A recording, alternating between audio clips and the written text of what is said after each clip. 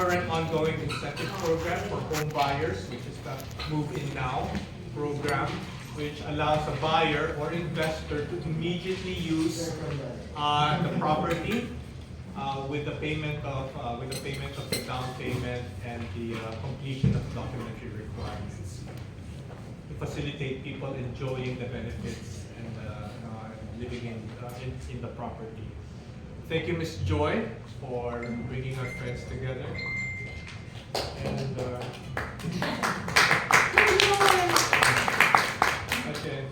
okay, so Joy is fantastically dressed up. Oh, and then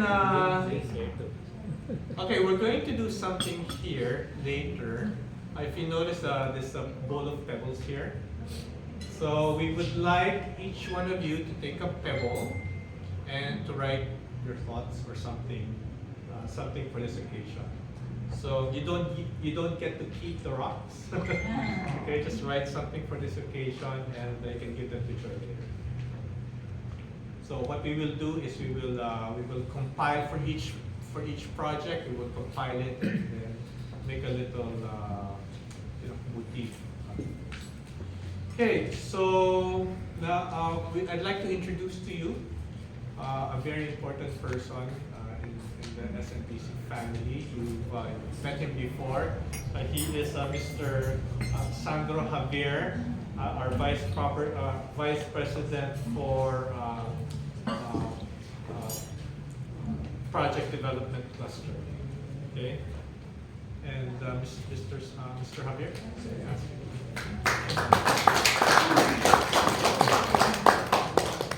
Yeah, good morning. Most of you are already familiar. I think this is the third time, no? Well, yeah, good morning and welcome to Lush Residences. Thank you for attending in spite of the traffic. Very tight road. But anyway, just to let you know, this is Lush is our third project in Makati. The first one is Jazz, then followed by Air, then Lush. Then we still have two more to go. We have Red and Mint coming. So Red would be next year and Mint would be more 3 years from now. So this is actually my first project in Makati. This is a single tower with 674 units.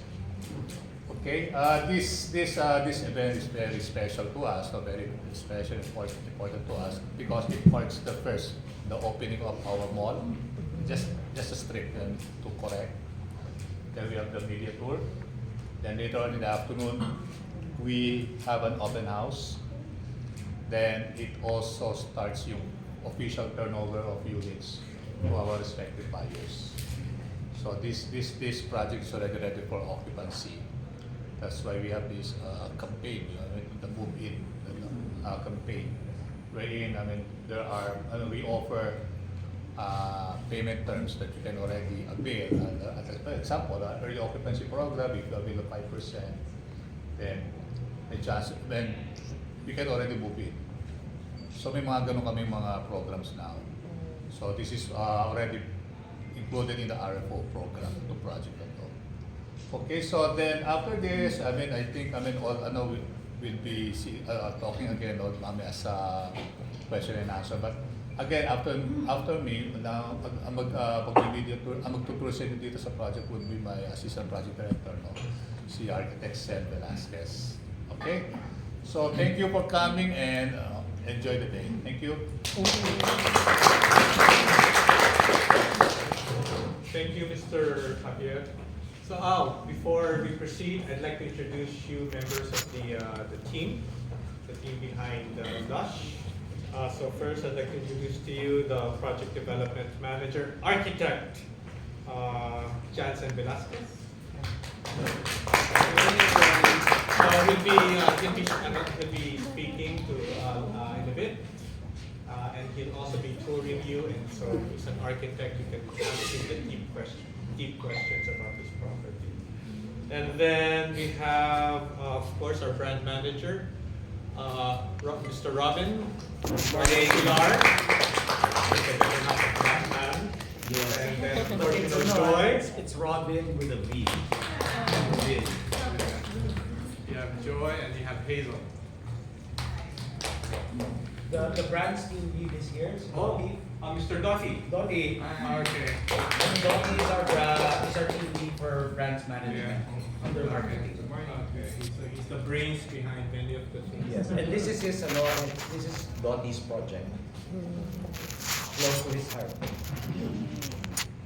So without further ado, I'd like to turn the floor over to Robin, our eloquent and I'm not eloquent. yeah, right. Okay. Robin, take it away. Okay, good morning, and welcome again to Lush Residences. Before I start the presentation, I just like to ask a question. Okay, sir, what's your name? Winston. Winston, how did you feel? You witnessed the blessing outside. You have sound systems, you have all the balloons, a lot of people. How different is it from the outside here inside when you enter? Medyo clash yung loob. Clash yung loob. But in terms of the atmosphere, is it more relaxed? Yes, that's actually the intent really of Lush Residences. We know for a fact that Lush Residences is in the busy CBD of Makati, and that's really the whole idea of Lush Residences. It's actually a retreat for urban professionals. But anyway, I just wanted to start with that because that's really what you experience when you live in Makati City. Now, just a little bit of info. No? Makati City is a highly dynamic and progressive city. It's actually an address that commands prestige and prominence. Okay, it is a city where office and residential spaces are most valuable and sought after, and of course, even though it is a very dynamic city, because now of the land area of Makati City, there is actually a dearth of developable land. No? And if you take a look at it, there's also a dearth of open spaces and garden spaces. No? Now, given that this is Makati, Makati can be a very busy city. We all know that. I worked in Makati for about close to 15 years. I know how busy Makati can be. Now, because Makati is the leading financial and central business district of the Philippines, of course, we experience an influx of both shoppers and the urban working professionals on a daily basis. Fact lang, during Saturdays and Sundays, the population of Makati is just around 500,000. But that actually becomes 3.7 million when workday starts, because of the workforce that comes here, and of course the other people that actually just want to go to Makati City. Now that is why SMDC has developed this premium development best suited for the working urban professional, whose demands can be complicated, exhausting, and stressful. Again, this is Lush Residences, and of course, this represents coming home to a retreat. Now, what we want to say about Lush Residences is that in Lush Residences, life flourishes. Life for who? Okay. Now, Lush Residences, again, is an iconic landmark. It's located north of the Makati Central Business District. It is a development that seamlessly blends the elements of nature throughout the property, which later on you'll be able to see. Johnson will bring you to the amenity area, very beautiful amenity area. Now, this development is designed to inspire balance and tranquility. Its plush interiors, verdant green and spaces, and fitness facilities make it more than just a home, it's a retreat. Again, very important for the working urban professional. Now, I was saying a while ago that life flourishes at Lush Residences. Now, I posed the question, life for who? Life for both the end users and life for both investors. Very important. And I'll explain it to you in my succeeding slides. Now, why is it Lush for end users? Mainly because it's a highly livable development. Why do I say it's highly livable? First, it's located in a premium in-city area, which is Makati CBD. It's a Makati address. It's very close to Ayala Avenue. No? I mean, I tried to walk it. I was here yesterday. I tried to walk it just a few minutes to Ayala Avenue. And of course, given that this is the Makati CBD, all three places are just really a stone's throws away. No? Another point, why do I say it's highly livable? Mainly because it is made for life to flourish, for the end user's life to flourish. Why? We have amenities and services designed to provide an urban haven. Again, perfect for a Makati address. Third point, it has an integrated commercial strip, which actually, makes it brings about convenience. Convenience for the residents. We have retailers specially chosen to cater to the residents' needs. And of course, fourth, highly exclusive. Why do we say highly exclusive? Because as Sir Sandro said a while ago, we have around 600 plus units. So again, this is actually well-designed spaces which will be enjoyed by just a few.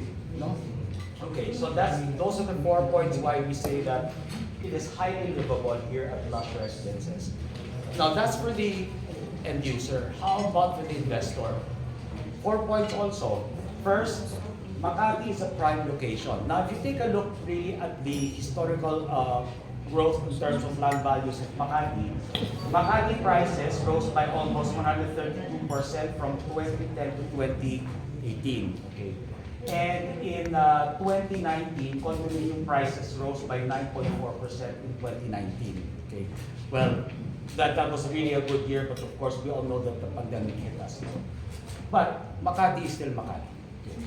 Second, Makati is actually slated to become more prime. Why is it slated to become more prime? Mainly because of the Makati Intercity subway. It has 10 stations, and the 10th station here near Lush Residences is actually called the Buendia Station. It will be across the Makati Postal Office. Now, there was a study that was done by ADB. The study was done, they took a look at land values within 2-kilometer radius of the MRT3 when it was being constructed. And they saw that when that was constructed, land values within the 2-kilometer radius increased by twofold. Hence, this is a Makati address. We have the Makati Intra-City Subway development. That's why we say that Makati is slated to become a more prime area. And we project that land values here will increase by at least twofold. Third point, our development is nestled in a strategic location. What do you mean by that? Nearby all key places of interest, and of course, very accessible. Why? Because you have major roads, and of course, you have various transportation hubs here. And of course, last, high potential for rental yields. Why?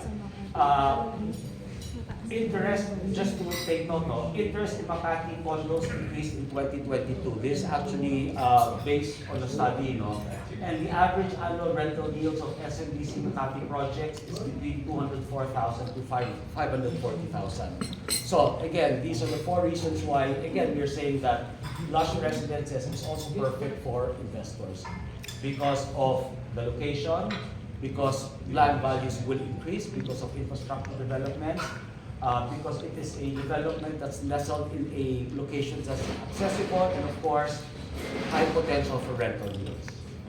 So there. Now, before I turn you over again to Jansen, again, I'd just like to summarize why again is life, why will life flourish in the Lush Residences? Because it's highly livable for end users, and it's highly investable for your investors. So there. Thank you. Jansen will discuss again the project details. So hello, good morning everyone. So once again, I'm Jansen Velasquez, the APD for the development here, which is Lush Residences. So first we have here the vicinity map. So we are located in Bagtigan Street, corner of Tamagong. So very near the extension of Ayala Avenue for development. So as mentioned earlier by Sir Robbie, so our area is very accessible to multiple modes of transportation, as well as future developments within the area. So for an overview of the project, so here at Lush Residences, we are only one tower with a total unit count of 674 units. Then we also have around 180 parking slots ready for both commercial as well as residential tenants. Now for our unit types, we have various mixes of unit types here. We have our studio with balcony, our one-bedroom unit. We also have a one-bedroom unit with balcony, a one-bedroom end unit with balcony, a one-bedroom unit with den, which can double as well as a two-bedroom unit, then our two-bedroom unit with balcony. So our launch for the development was way back in December 2018. So as of today, we are starting our turnover for the development with the target completion date for everything of the development by December 2020. So for our site development and amenities, we have a wide array of amenities for the development. So later on, once we have our tour, I can explain further each of the amenities presented here for our development in Lush Residences. So first being, of course, is our residential lobby as well as here in our function area. Then moving up later, I can show you the residential lobby lounge of our amenity floor, our gym. We also have there our adult pools, the kiddie pools, as well as our outdoor lounges. So here in Lush Residences, we also have various landscape areas which can feature a better understanding of the greeneries as well as the integration of a nature themed development for this project. So of course, we've already been to our grand lobby here. So as mentioned earlier, our lobby features a classy atmosphere as well as a homey feel, given that we have plants as well scattered in the area to also provide that the crawling of the landscape into the urban development in Makati City. Then of course here we have our function room. So we have two function rooms, namely function room 1 over there, then here being function room 2. So this is an extension as well of our lobby area. So our lobby area being wide in itself can serve as a spillover for our function room if in case needed for our tenants. So our function rooms are readily usable for all of our residential tenants here in the development. Next up, later on, we will show you the 7th floor, which features our lounge lobby for the residential area of our development. Adjacent to it would also be our gym. So we have a fully functioning gym available every day for all of our tenants or all of our residential tenants in the development. So for those looking for an active lifestyle, they can still enter the they can still use the gym area in our 7th floor. Then going out, we also have here the pool area. So we have the adult pool as well as a kiddie pool readily available to our tenants, as well as a very lush garden atmosphere for the amenity area. So adjacent to the pool, we have also here on the right side, we have there the outdoor lounge. So people can also stay there and relax and have a quiet time to stay within our lush greeneries in the amenity level. Apart from which, we also have here the play area as well as the outdoor multi-purpose area. So this area is the one of the most highlighted areas for our development, since being lush residences, we really wanted to bring out nature into our development. So thus this was conceptualized and later on implemented for the project in itself. Then currently in development, we also have our Sky Garden. So our Sky Garden will be on the topmost floor, above our 25th floor for the development. So this is also an extension of the nature field that we are trying to target for our development here in Lush Residences. So moving on to our unit. So first, of course, we have our studio and our studio with balconies. So these range from 21.73 for the studio, then 22.12 to 22.99 for our studio with balconies. So our price ranges for our balcony types range from 3.7 up all the way up to 6.9 million. So this is excluding the promos that we have in place. So including that, our list prices will still go down. Next, we have our 1 bedroom and 1 bedroom with balcony. So for our 1 bedroom, this comprises of areas ranging from 24.49 up all the way up to 33.58. While for our 1 bedroom with balcony, this has an area of 24.49 as well, up to 31.96. Now for the TLP or the list price of our units here, we have ones ranging from 6.4 million all the way up to 10.1 million. Now for our other bedroom types, specifically for the end units as well as the one with the deck. So for our end units, the area ranges from 30.22 all the way up to 35.67 square meters. While for the 1 bedroom unit with den, we have one in 33.58 square meters per area. So for specifically for our 1 bedroom unit with den, our den here specifically, this can double as well as an additional bedroom for the tenant. So the price range for these types of units range from 8 million all the way up to 10.7 million. Then lastly, we have our single 1 bedroom with balcony, which has an area of 54.09 square meters and a price of 15.7 million. Now moving on to our promos and discounts, which is one of the key items that our buyers look for. So in overall, our TLP ranges from 5.7 all the way to 15.7 million for all our units. Now, given the unit types featured in our development, we have various payment terms offered for our possible buyers for the development. Namely, first, our standard payment terms given. Here we have our spot, deferred, and spread down payment terms. First being the spot, so we have here 100% in 1 month. So our discounts offered for the spot payment term is the 10% term discount with an additional 15% promo discount. So this is the 15% promo discount is actually placed for all of our payment terms types except for our 5 in 6, and there are give me 5 promos later to be discussed as well. So next we have here deferred payment terms, which is 100% in 13 months. So this also has a term discount of 1% with an additional of 15%.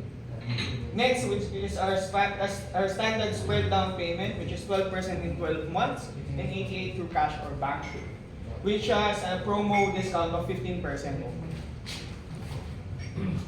So next, we have our special payment terms as well as promo discounts.